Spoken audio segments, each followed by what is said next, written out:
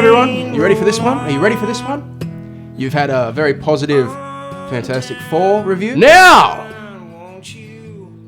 get ready for a very negative, cranky, disappointed, frustrated, fucking pissed off review about Happy Gilmore 2. I made a video last year, my favourite movies. Happy Gilmore, the original, happens to be one of them. It is a movie that I have watched countless times in my life. I am an avid golfer. I love that movie.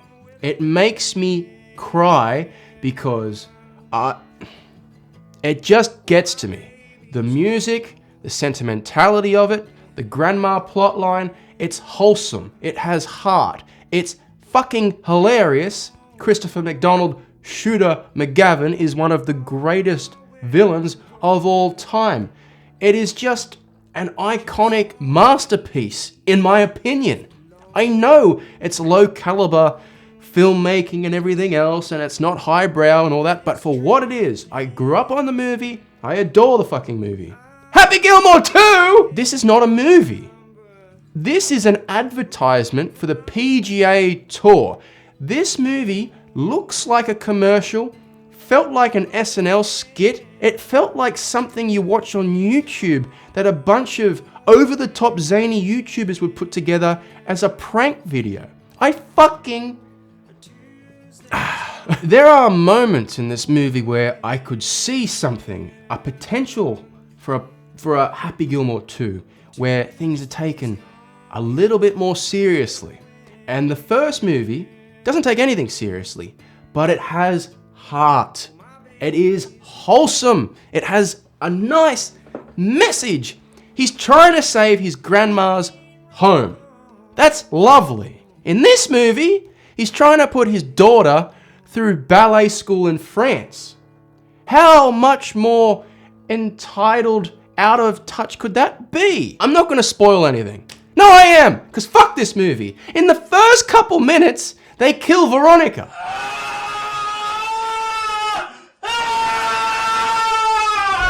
Even when you're at the top of your game, you can always shank one.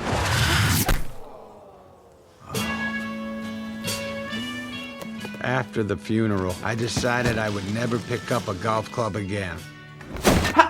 Happy Gilmore spent the whole first movie trying to get her, fall in love with her. You know what else Happy Gilmore did in the first movie? Spent the whole fucking movie trying to get back his grandma's house.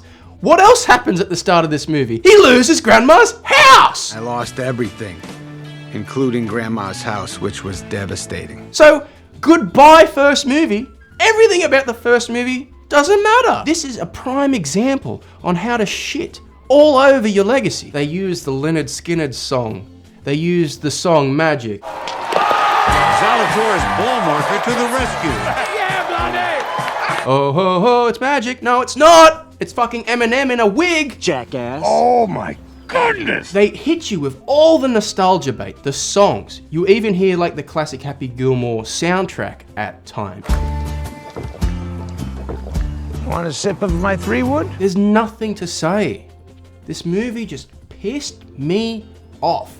And I watched it with a friend, and yes, I had a good time and laughed while I'm watching there because I'm with a friend. But internally, I was screaming.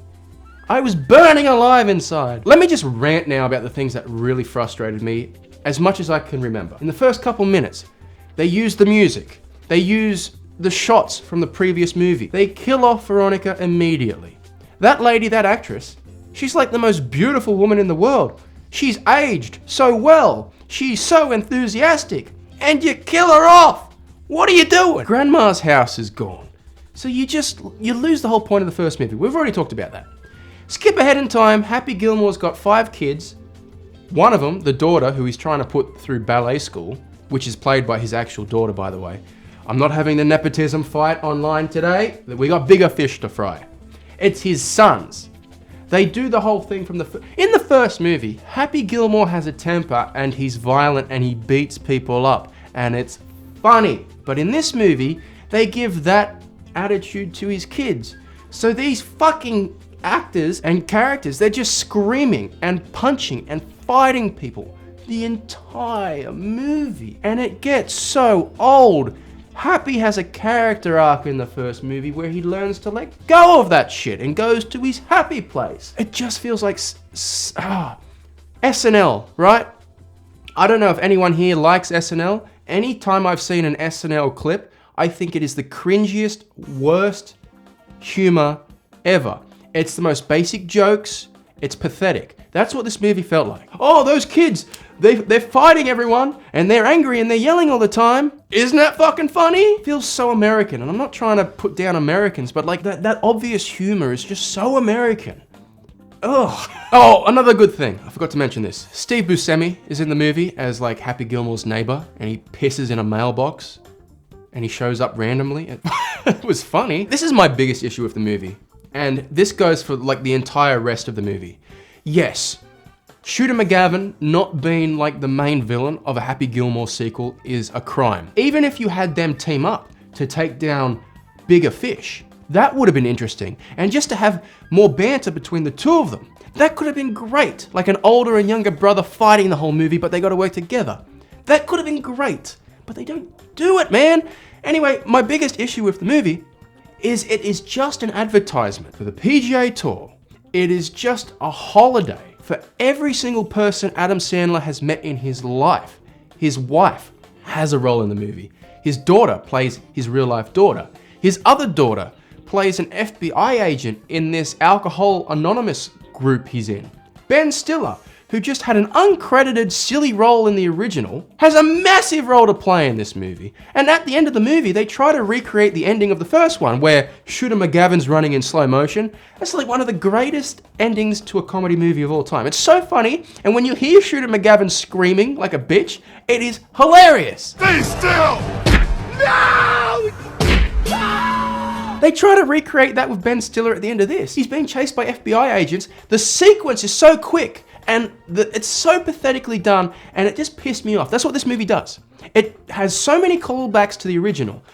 Why would I take advice from a piece of shit like you? Why would I want to steal the life of somebody who eats pieces of shit for breakfast? The reason that's funny is because it felt natural in the first movie, and Shooter McGavin's reaction is priceless. But in here, Adam Sandler delivers the line like he knows he's in a fucking movie. Every line, everything in this movie feels like they're in a movie. Nothing feels like they're existing in a world where these things are happening. This feels like a movie tailor-made for sea otters to sit there and go, I saw the first movie! Ooh, I haven't been this fired up in a long time. Happy decides he needs to play golf again to make money to put his daughter through this ballet school. And he goes out to a local golf course to try and play again, I guess. The people at the pro shop, the reception of this golf course, that girl, I know her face. She was in like that popcorn eating clip that went online or viral a while back. I don't know who it is, but I'm like, that's a cameo. Everyone feels so out of place in this movie. It's just fucking embarrassing. And then Happy Gilmore goes and plays his first round of golf with Eric Andre, I think his name is, and Margaret Qualley, whatever, is that her name? Such a random pairing, and this sequence goes on, and it's, oh, Happy Gilmore fell over. More cameos, and then Happy eventually gets to play golf again, and you see Jack Nicholson, and you see all these modern golfers that I can name: Jordan Spieth, Ricky Fowler, Bubba Watson, Brooks Koepka, Bryson DeChambeau, Scotty Scheffler. Like every golfer that's a big name right now is in this movie, and they're not just cameos, they're playing themselves, and they're playing a big role, especially in the second half of this movie. The movie loses so much focus. The first movie was so simple and elegant, and this movie, and then it turns into like this 5-on-5 competition with these modern golfers, because now there's a modern golf league that's trying to overtake the old school golf league. And basically the final battle in this movie is for the future of golf. You've got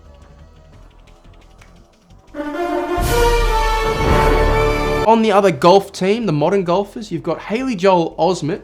He's fine. You've got Becky Lynch, the wrestler. You've got a dude with a chainsaw on a golf course.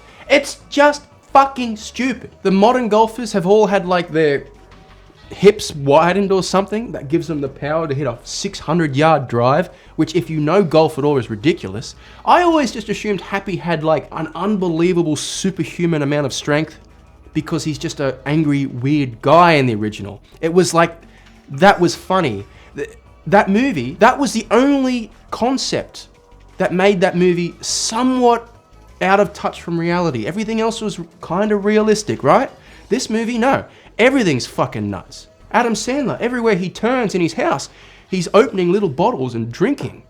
I don't know, man.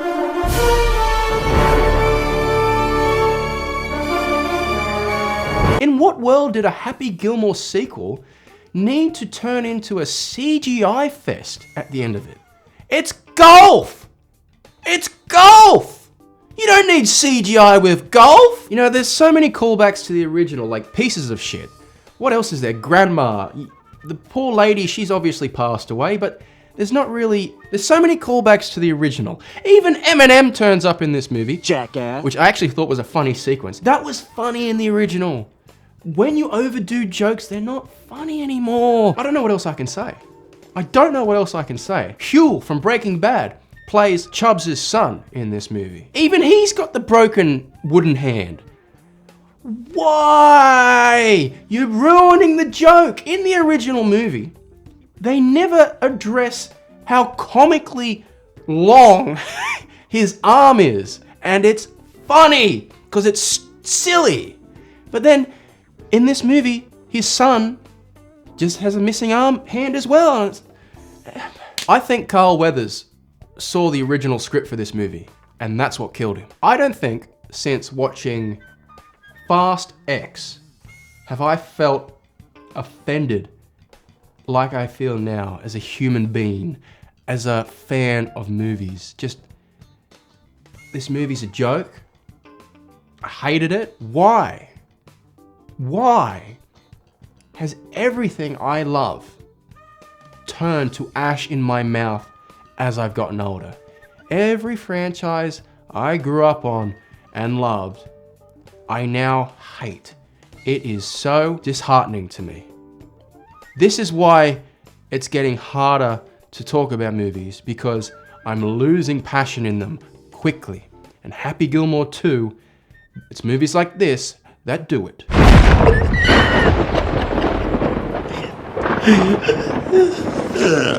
This guy's losing it.